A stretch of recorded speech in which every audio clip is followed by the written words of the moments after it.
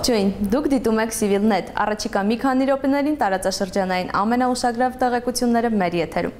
Հայաստանի և Թուրքիայի հարաբերությունները կբարելավեն միայն այն ժամանակ, երբ Հայաստանը վերջ դնի Ադրբեջանի տարածքների բռնազավթմանը։ Սա Թուրքիայի նախապայմանն է, հայտարարել է Թուրքիայի ազգային մեծ ժողովի նախագահ Ջեմիլ Չիչեքը Անկարայում Ադրբեջանի նախկին նախագահ Հեյդար Ալիևի մահվան 8-րդ տարելիցին նվիրված արարողության ժամանակ։ Նա ասել է, որ Լեռնային Ղարաբաղի խնդրում Ադրբեջանի իրավունքների պաշտպանությունը Թուրքիայի արտաքին քաղաքական առաջնահերթություններից է։ Չիչեքը հիշեցրել է նաև Աթաթուրքի մեկ ազգ երկու պետություն սկզբունքը, որն ընկած է Թուրքիայի և Ադրբեջանի հարաբերությունների հիմքում։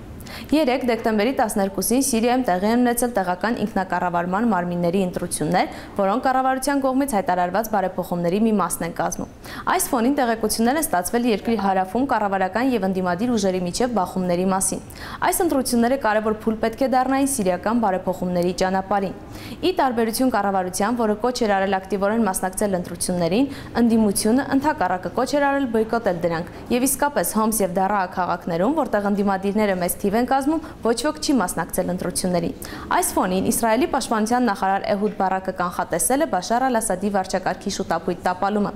Ի դեպ, Միավորված ազգերի կազմակերպությունը հայտարարել է, որ Սիրիայում 9 ամիս տևած խռովությունների ընթացքում զոհվել է ավելի քան 5000 մարդ։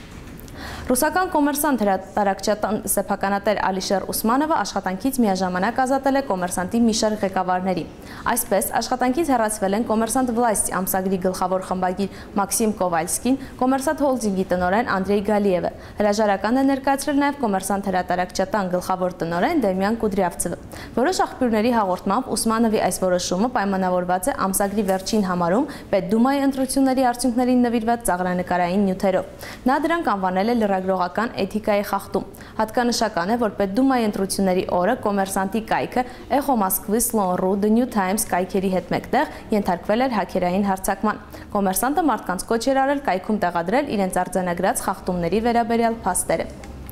Չի բացառվում, որ 2012 թվականի հունվարին Ադրբեջանում Միացյալ Նահանգների դեսպան Մեթյու Բրայզան ավարտի իր դիվանագիտական առաքելությունը Բաքվում։ Ներկայում Սենատը ուսումնասիրում է Ադրբեջանում իր դեսպանի հաստատման հարցը։ Այս մասին հայտարարել է Միացյալ Նահանգների պետդեպարտամենտի ներկայացուցիչ Մարկ Տոները։ Այժմ Բրայզան սպասում է Սենատի որոշմանը։ Հատկանշական է, որ 2010 թվականի դեկտեմբերի 29-ին Միացյալ Նահանգների նախագահ Բարակ Օբաման, օգտվելով իր սահմանադրական իրավունքից, Մեթյու Բրայզային 1 տարի ժամկետով նշանակել էր Ադրբեջանում արտակարգ և լիազոր դեսպան։ Այս որոշումն ընդունվել էր առանց Սենատի համաձայնության, որը մի քանի ամիս շարունակ չէր հաստատում այն։ Փորձագետների կարծիքով Սպիտակ տունն այս անգամ չի ընդդիմանա հայկական լոբբիին, նկատի ունենալով 2012 թվականի Միացյալ Նահանգներում կայանալիք նախագահական ընտրությունները։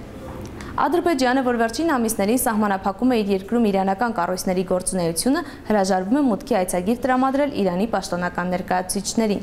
Իրանական լրատվամիջոցները իրենց երկրի արտաքին գործերի նախարարությունից պահանջում են բողոքի նոտա հղել Ադրբեջանին և Իրանից վտարել ադրբեջանական լրատվամիջոցների բոլոր ներկայացուցիչներին։ Հատկանշական է, որ վերջին շրջանում Իրանն ակտիվացրել է իսլամական քաղաքականությունը Ադրբեջանում, ինչը հանդիպում է այս երկրի կոշտ հակազդեցությանը։ Տարածաշրջանային լուրերը Civilnet-ի եթերում այսօր այսքանն էին։ Ցտեսություն։